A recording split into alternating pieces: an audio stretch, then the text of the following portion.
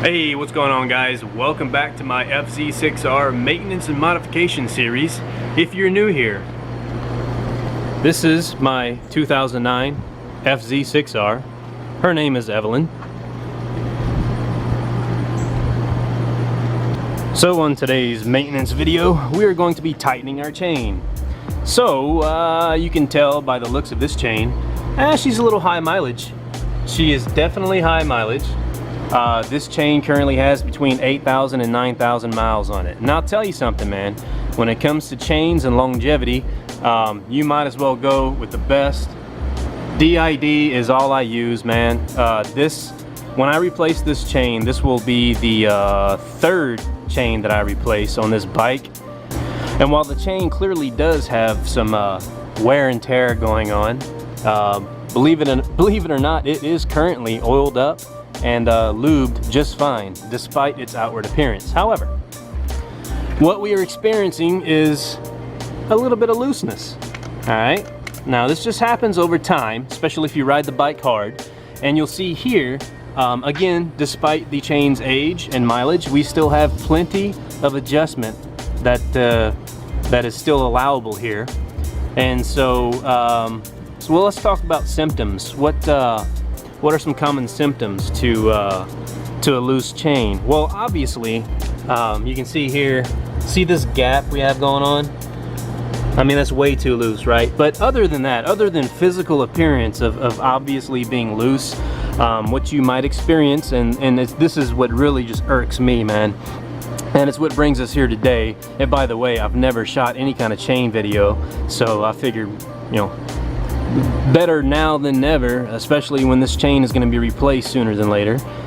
This will probably be the last adjustment I make on this chain before I replace it, simply because of its mileage. And there are a couple of links here and there, like right there, that are they're starting to stick, you know what I mean? And that's a sign of X-ring failure. So it is what it is, you know, almost 8,000, 9,000 miles on this thing. It's to be expected. Anyways, the symptoms that really bother me about a loose chain is a very mushy shift. When you're going through the gears, especially if you're not really power shifting through gears, you're trying to gently go through the gears, just going, you know, red light to red light or whatever, or just general highway riding, and every time you shift there's a mushiness, like you feel a bit of an oscillation. It's not quite as crisp as you want it to be. Also, at slow speeds you may experience kind of a shuttle.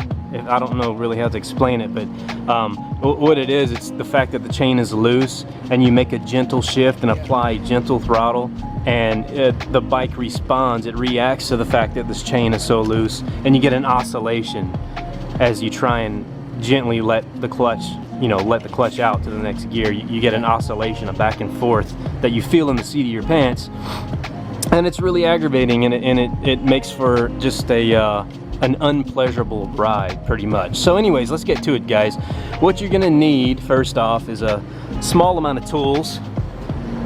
This nut here is going to be a 22 millimeter. All right.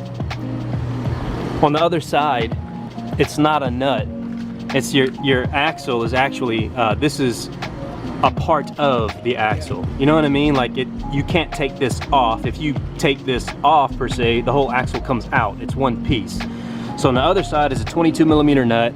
On this side, if you need to hold it, sometimes you do, sometimes you don't, it's a 19 millimeter. All right.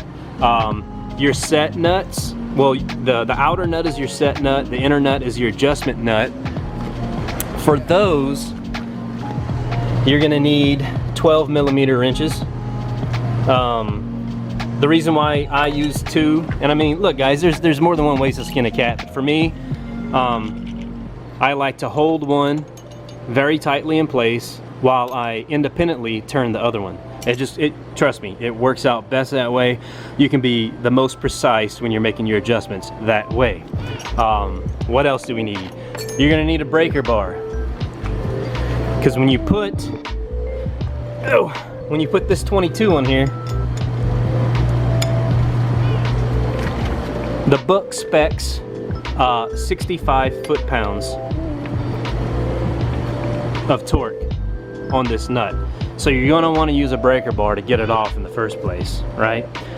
When you go back to put it on, you're gonna need a torque wrench, foot-pound, 65, man. 65 pound-feet of torque is what's required on that axle nut. So that's a thing. And also, according to the book, we want between, it's somewhere between 1.5 and 2 inches of play. Now the thing about motorcycle chains you have to understand is that they are not a complete perfect circle. Okay, it's not a perfect circle. So with that being said, there is a tight spot and there's a loose spot. Look at that, guys, that's like a 4 or 5 inch throw. This chain is way too loose. All right, this is dangerous. This is unsafe to operate your motorcycle in this condition.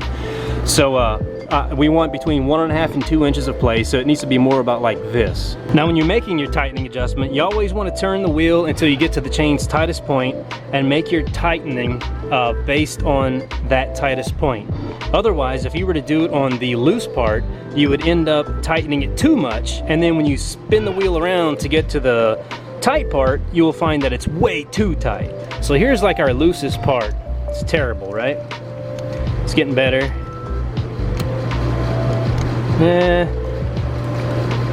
Okay. I'm gonna say our tightest point's about right there. Again, 8,000 to 9,000 miles on this chain. You see we're not even past the halfway, well, yeah, not quite even to the halfway adjustment marker. All right, so keep your chain at a safe tightness, if you will. Adjust it accordingly, guys. You know, longevity is always key when it comes to things on a bike because bike parts are typically expensive, okay? This DID gold chain, on eBay I can get the chain and buy the rivet link separately, gold to match the chain, and it's like between 80 and 100 bucks. You know, depending on the market, it varies in price. But anyways, step one, we need to go ahead and loosen this axle nut so that the assembly is free to slide back and forth along the adjuster here. So let's do that.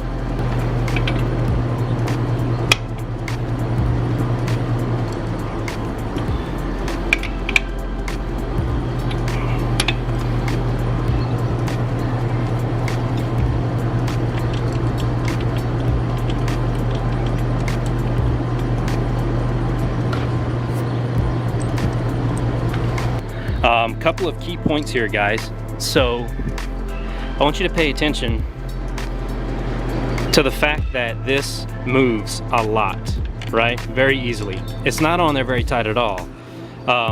So part of the problem with using only this piece here at your reference point, your adjustment reference point, see, you go with that little tick mark in the middle and you want to line it up with these lines here, and the reason you do that is because you have to very precisely tighten, make your adjustment on each side evenly. So it's always a good rule of thumb to go as slowly as possible, because the slightest turn on these adjustment screws will result in the chain pulling tight very quickly. It's a very sensitive mechanism. So you don't just want to go crazy and just like, oh, let me tighten the chain. No, it's usually literally not more than half of a revolution of this nut to get the chain to suck tight. You have to do the same thing very evenly on the other side when you get to adjusting this one. And the reason why is because the evenness of these two adjustments, these two adjusting points, dictates how straight and true your wheel travel is. In other words, if you tighten too far or too much on one side and not enough on the other, and it's uneven, your tire would essentially be like this, ever so slightly, right? And what that does is it results in very uneven tire wear. Now, it's not as sensitive as some people will lead you to believe. I mean, because I'll tell you what, I've been doing this for a long time, man. I say a long time. I've been riding for like over 4 years now. Again, when I change this chain out, I'll be on my 4th chain, and I've been making chain adjustments myself for, again, all those years, and I have never used an alignment tool. You know, they make different alignment tools that you hook onto the chain. It runs a line right down the chain, which allows you to ensure that it's perfectly straight. Man, really and truly, you can get away with just eyeballing this. I've done it, again, many times. So you just got to make sure that when you make an adjustment, you mirror that exact adjustment on the other side, just like that. And so that's what we're gonna do. So the easiest way to do that, I find, is to take note of how many turns I make on this side to get the chain tight like I want it, and then go on the other side and mimic the same amount of turns. So the first thing you want to do is loosen up your set screw, or your setting nuts on each screw, and you start making your adjustments. But what I was getting at about this thing here, you want to like kind of hold it flush up against the bottom of the swing arm. And by the way, this is a box swing arm. It's the simplest design there is. You see, this is not like an R6 or even like a Ninja or anything like that. Not like a pure super sport. This is a traditional old school box swing arm, and that's why this adjustment mechanism looks the way it does. So anyways, you want to hold this up to the bottom as tight and flush as you can to that swing arm. You see, because if you don't, you can't really use, let me zoom in. I'm trying to do this one-handed, guys.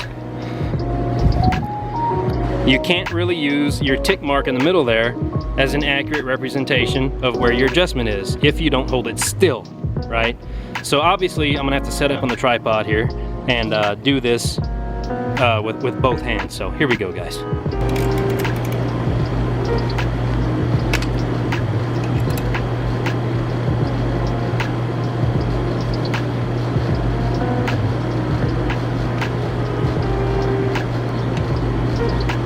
All right, so you see my positioning of the wrench. We're gonna start out slow. We're gonna go half. That's not good enough.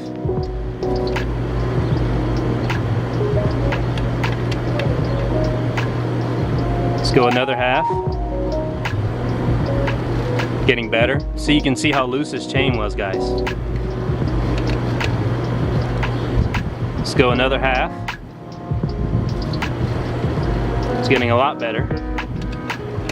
Still want some more. That's 3 half turns so far. Another half. It's 4 half turns. 5 half turns. I think we're gonna go with 6. 6 half turns. We have to mimic the exact same thing on this side.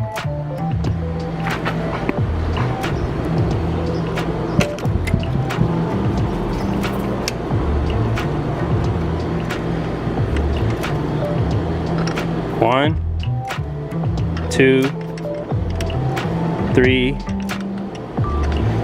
4, 5, 6.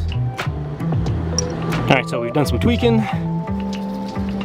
We are right in front of the 3rd tick mark, and we're going to now set that where we want it. It's permanent.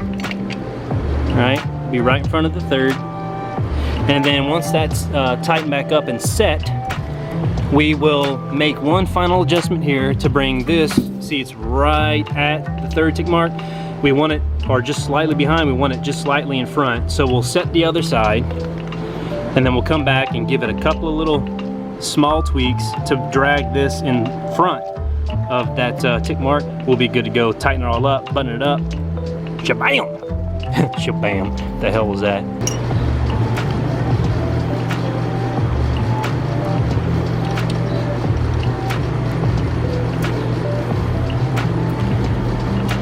Be sure you hold it tight in place, because the whole thing will move, man.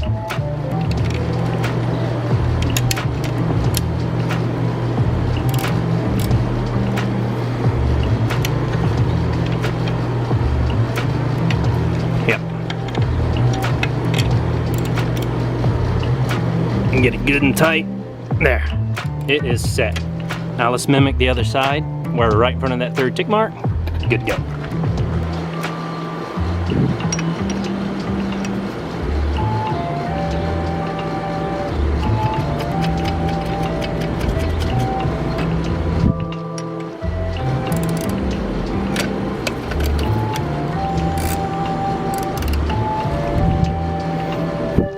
Well, there was a little bit of a break there where I turned the camera off because this would have been way long and drawn out, but the point is at the end of the day, it's going to take a lot of little tweaks on each side to get it where you want if you don't use an alignment tool. So there we are, right about halfway through the adjustment span. We're tightened up here, and we're tightened up here. Same, about halfway through the adjustment span. Hey, close enough. That's good enough for me, man. Been doing it this way for a long time. Like I said, I've never experienced any kind of weird tire wear going on. So there you have it, folks. Now we just gotta put the axle nut back on there. Remember, 65 foot-pounds. Here we go.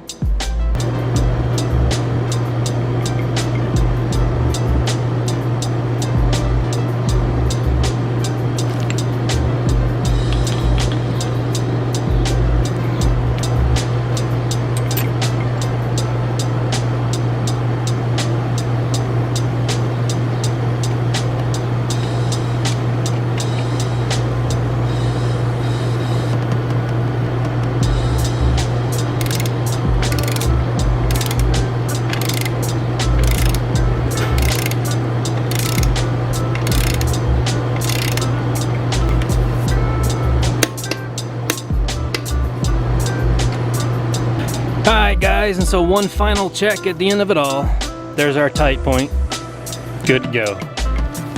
You'll see it only gets looser.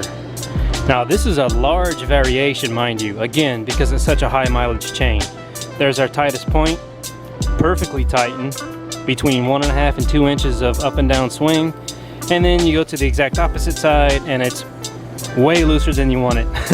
But it's all part of it, guys. It's all part of having a high mileage chain. It's going to have to be replaced. There's no ifs, ands, or buts about it. Well, anyways, guys, it is freaking hot here in Central Texas. Look, if you have any questions, leave a comment down below. Otherwise, there you have it, guys. That's the chain adjustment on the Yamaha FZ6R. Again, any questions, comments down below. It's been Half Click Up. I'm out of here. Catch you on the next one. Peace and goodbye.